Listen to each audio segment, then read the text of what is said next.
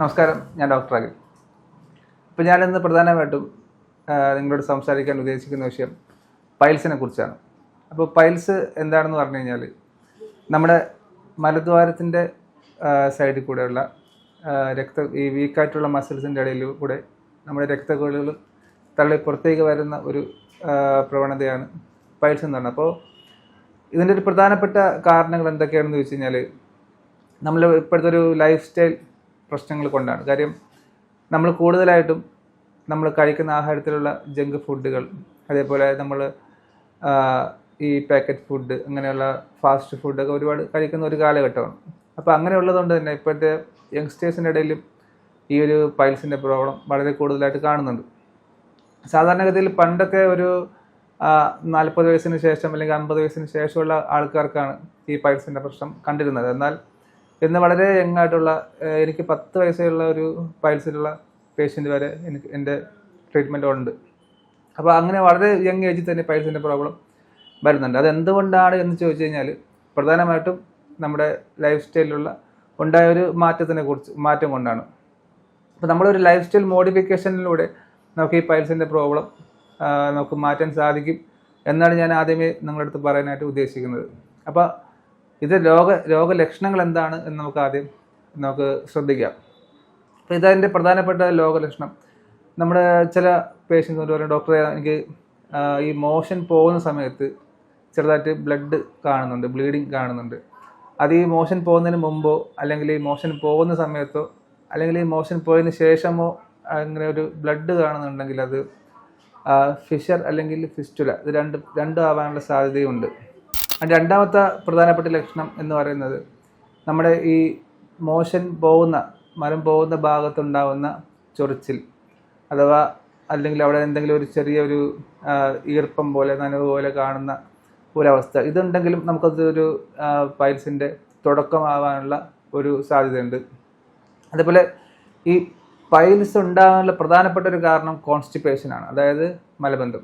ഈ കോൺസ്റ്റിപ്പേഷൻ ഉള്ള ആൾക്കാർക്ക് പൈൽസ് ഉണ്ടാകാനുള്ള സാധ്യത വളരെ കൂടുതലാണ്. അതുകൊണ്ട് തന്നെ നമുക്ക് സ്ഥിരമായി കോൺസ്റ്റിപ്പേഷൻസ് ഉള്ള ആൾക്കാർ, അതായത് മലബന്ധം ഉള്ള ആളുകൾ ആ ഒരു കോൺസ്റ്റിപ്പേഷൻ ഫാക്ടർ മാറ്റിയിട്ടില്ലെങ്കിൽ അവർക്ക് ഭാവിയിൽ അത് പൈൽസായി മാറാനുള്ള സാധ്യതയുണ്ട്. പിന്നെ നമുക്ക് കോമൺ ആയിട്ടും നമ്മുടെ ഈ പ്രഗ്നൻസി അല്ലെങ്കിൽ ഗർഭാവസ്ഥയിൽ പൈൽസ് ഉണ്ടാകുന്ന ഒരു കോമൺ ഫാക്ടറാണ്. കാര്യം ആ ഒരു പ്രഷർ ഫാക്ടർ ഉള്ളത് കാരണം അത് ആ സമയത്ത് ഉണ്ടാവാം. സാധാരണഗതിയിൽ അത് ഈ നമ്മുടെ ഇതിന് ശേഷം പ്രഗ്നൻസിക്ക് ശേഷം തന്നെ അത് സാധാരണഗതിയിൽ നോർമൽ ആവാനുള്ള സാധ്യതയുണ്ട്. അതില്ലെങ്കിൽ മാത്രം നമ്മൾ കുറച്ചുകൂടെ ലൈഫ് സ്റ്റൈൽ മോഡിഫിക്കേഷൻ കൊണ്ടുവന്ന് അത് നമുക്ക് മാറ്റാൻ സാധിക്കും. ഇതിൻ്റെ ഏറ്റവും പ്രധാനപ്പെട്ട വേറൊരു ലക്ഷണം എന്ന് പറഞ്ഞു കഴിഞ്ഞാൽ നമ്മുടെ മലദ്വാരത്തിൻ്റെ ചുറ്റും കാണുന്ന ചെറിയ ചെറിയ തടിപ്പുകൾ, അത് പോളിപ്സ് പോലെ കാണുന്ന തടിപ്പുകൾ, അത് ചെറിയ തടിപ്പാവാം അല്ലെങ്കിൽ അത് വലിയ തടിപ്പായിട്ട് വരാം, ഒരെണ്ണമാവാം അല്ലെങ്കിൽ ഒന്നിലധികം ആവാനുള്ള സാധ്യതയുണ്ട്. അപ്പം അത് ഓരോ ആൾക്കാരെ ഡിപ്പെൻഡ് ചെയ്തിട്ടാവും അത് എങ്ങനെയാണെന്നുണ്ടാവുന്നത്. അപ്പോൾ അത് എങ്ങനെയാണ് ശ്രദ്ധിച്ചു കഴിഞ്ഞാൽ നമുക്കറിയാൻ പറ്റും. അങ്ങനെ ചെറിയ ചെറിയ തടുപ്പുകൾ കാണുന്നുണ്ടെങ്കിൽ അതും പൈൽസിൻ്റെ ലക്ഷണം ആവാനുള്ള സാധ്യതകളുണ്ട്. അപ്പോൾ ആദ്യം പറഞ്ഞത് എന്താണ്, ബ്ലഡ് കാണുന്നുണ്ടെങ്കിൽ അല്ലെങ്കിൽ മലദ്വാരത്തിൻ്റെ ചുറ്റും ചെറിയ ചെറിയ തടുപ്പുകൾ കാണുന്നുണ്ടെങ്കിൽ അല്ലെങ്കിൽ മലദ്വാരത്തിന് ചുറ്റും ഉണ്ടാകുന്ന ചെറിയ ചൊറിച്ചിലുകൾ അല്ലെങ്കിൽ വേറൊരു ചെറിയ ഒരു ദ്രാവകം പോലുള്ള ഒരു ഫ്ലൂയിഡ് കാണുന്നുണ്ടെങ്കിൽ ഇതെല്ലാം പൈൽസിൻ്റെ ലക്ഷണങ്ങളാവാൻ സാധ്യതയുണ്ട്. അപ്പോൾ സ്ഥിരമായിട്ട് കോൺസ്റ്റിപ്പേഷൻ ഉള്ള ആൾക്കാർ ഈ കോൺസ്റ്റിപ്പേഷൻ മലബന്ധം മാറ്റി നിർത്താൻ വേണ്ടി ശ്രദ്ധിക്കുക. അപ്പോൾ അടുത്ത് നമ്മൾ പറയാൻ പോകുന്നത് നമ്മുടെ എങ്ങനെ ലൈഫ് സ്റ്റൈൽ മോഡിഫിക്കേഷൻ ചെയ്ത് കഴിഞ്ഞാൽ നമുക്ക് ഈ പൈൽസിൻ്റെ പ്രോബ്ലം നമുക്ക് മാറ്റി നിർത്താൻ സാധിക്കും എന്നുള്ളതാണ്. അതായത് നമ്മൾ ഏറ്റവും റിച്ച് ആയിട്ടുള്ള ഫൈബർ ഫുഡ് കഴിച്ചു കഴിഞ്ഞാൽ നമുക്ക് തീർച്ചയായിട്ടും ഈ പൈൽസിനെ പ്രതിരോധിക്കാൻ ഒരു പരിധി വരെ സാധിക്കും. അത് നമ്മളെപ്പോൾ കഴിക്കുന്ന ആഹാരത്തിലും വൈറ്റമിൻസിൻ്റെയും അതേപോലെ തന്നെ പ്ലാന്റ് പ്രോട്ടീൻസിൻ്റെയും അതേപോലെ പ്ലാന്റ് ഫൈബേഴ്സിൻ്റെയും അളവ് കൃത്യമായിട്ട് ഉണ്ട് എന്ന് നമ്മൾ മനസ്സിലാക്കി കഴിക്കുകയാണെങ്കിൽ നമുക്ക് ഈ ഹെമറോയിഡ്സ് പ്രോബ്ലം ഡയറ്റ് വെച്ചിട്ട് തന്നെ ഒരു പരിധി വരെ അത് കുറച്ച് നിർത്താൻ സാധിക്കും. അപ്പോൾ നമുക്ക് ഇപ്പോൾ ഏതൊരു അസുഖം ഉണ്ടെങ്കിലും നമുക്ക് അതിനൊരു അസുഖം വരാനുണ്ട് ഒരു എക്സൈറ്റിംഗ് കോസ് ഉണ്ട്, അതേപോലെ ഈ അസുഖം മാറാതെ നിൽക്കുന്ന ഒരു മെയിൻറ്റെയിനിങ് കോസും ഉണ്ട്.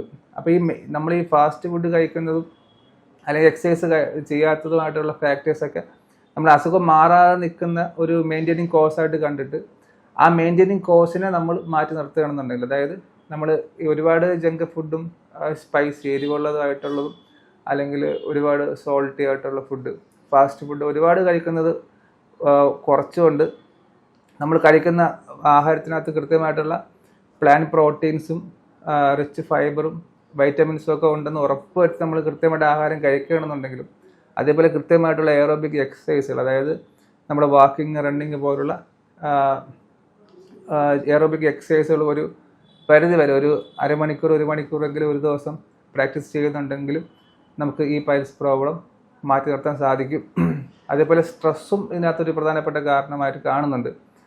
അപ്പോൾ ഒരുപാട് സ്ട്രെസ് ചെയ്യുന്ന ആൾക്കാർക്ക് ഈ പറഞ്ഞ പൈൽസിൻ്റെ പ്രോബ്ലം വന്നതായിട്ടും ചില സ്റ്റഡീസിൽ കാണുന്നുണ്ട്. അപ്പോൾ അങ്ങനെ ഒരുപാട് സ്ട്രെസ്സുള്ള ആൾക്കാർക്കാണെങ്കിലും നിങ്ങൾ ഈ മെൻ്റലി ഉള്ള കുറച്ച് മെഡിറ്റേഷൻസോ അല്ലെങ്കിൽ മൈൻഡ് റിലാക്സേഷൻ പ്രോഗ്രാംസിലൊക്കെ പങ്കെടുത്തുകൊണ്ട് നിങ്ങളുടെ ഫാമിലിയോടൊപ്പമൊക്കെ വളരെ സന്തോഷത്തോടെ ഇരിക്കാൻ വേണ്ടി ശ്രമിക്കുക. അങ്ങനെ ചെയ്യുന്നത് നമുക്ക് എല്ലാ അസുഖങ്ങൾക്കും ഒരു നല്ലൊരു റെമഡി ആയിരിക്കും. അപ്പോൾ ജനനി പോളി ക്ലിനിക് എന്ന നമ്മുടെ സ്ഥാപനത്തിൽ നമ്മളൊരു കംപ്ലീറ്റ് ക്യൂർ എന്നുള്ള നിലയ്ക്കുള്ള ഒരു അപ്രോച്ചിലാണ് ട്രീറ്റ്മെൻറ്റ് മുമ്പോട്ട് കൊണ്ടുപോകുന്നത്. കാര്യം നമ്മളിപ്പോൾ പൈൽസിൻ്റെ ഈ ഒരു കേസിന് ഹോമിയോപ്പതി മെഡിസിൻസ് ആണ് ഇന്റേണലി കഴിക്കാൻ കൊടുക്കുന്നതെങ്കിലും അക്യുപങ്ചർ പോയിന്റ്സ്, അതിൻ്റെ അക്യുപങ്ചർ പ്രഷർ പോയിന്റ്സിനും കൂടെ കറക്റ്റ് ചെയ്തുകൊണ്ട് അക്യുപങ്ചർ എനർജി ലെവൽ മെയിൻറ്റെയിൻ ചെയ്ത് അതേപോലെ ബോഡിയുടെ ഇമ്മ്യൂണിറ്റി റൈസ് ചെയ്തുകൊണ്ട് അക്യുപ്രഷർ പോലുള്ള മെത്തേഡ്സ് യൂസ് ചെയ്തുകൊണ്ടാണ് ട്രീറ്റ്മെൻറ്റ്സ് ചെയ്യുന്നത്. അതായത് homeopathy plus acupuncture plus acupressure, ഈ 3 സിസ്റ്റംസ് ഉപയോഗിച്ചുകൊണ്ടാണ് നമ്മൾ ഈ പൈൽസിൻ്റെ ഈ കേസിനെ നമ്മൾ കംപ്ലീറ്റ് ആയിട്ട് ഒരു ക്യൂറിലേക്ക് കൊണ്ടുവരുന്നത്. അങ്ങനെ ഒരു ആൾട്ടർനേറ്റീവ് സിസ്റ്റത്തിൻ്റെ ഹെൽപ്പോട് കൂടി 100% നമുക്ക് 100% ഈ കേസിലെല്ലാം റിസൾട്ട് ഉണ്ടാക്കാൻ സാധിക്കുന്നുണ്ട്. Thank you.